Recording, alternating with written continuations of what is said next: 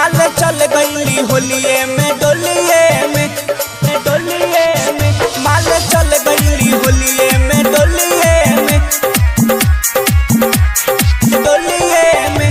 Recording by मां Ganga studio पहले जगह मंगुरा नवादा।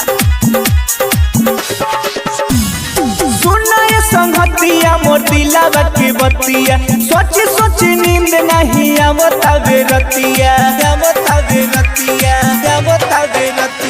सुना संगतिया मोतीला बकी बतिया सोच नींद नहीं आवतावे रतिया फांस गई नियारावारे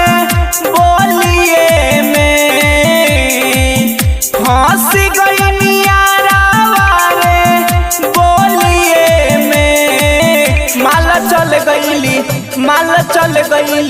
माल चल गईली होलिये में डोलिये में माल चल गईली होलिये में डोलिये में माल चल गईली होलिये में डोलिये में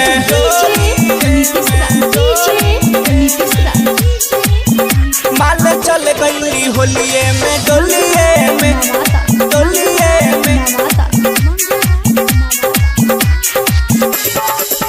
रहंगा वो न डलनी हम सुने रे यारवा जान के शादी के तोहफा दिहला गम के बोझा बांध के रहंगा वो न डलनी हम सुने रे यारवा जान के शादी के तोहफा दिहला गम के बोझा बांध के पागल कहेला लोगवा टोलिये में पागल कहेला लोगवा टोलिये में माल चल गईली होलिये में डोलिये में माल चल गईली होलिये में डोलिये में माल चल गईली होलिये में डोलिये में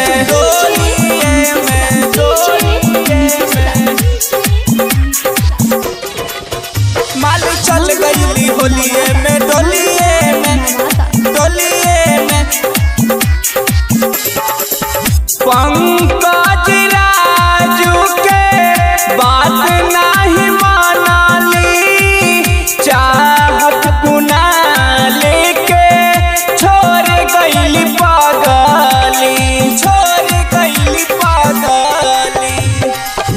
पंकज राजू के बात नहीं मानाली चाहत कुनाल के छोड़ गईली पागली मिले आवत रहे हमसे गलिये में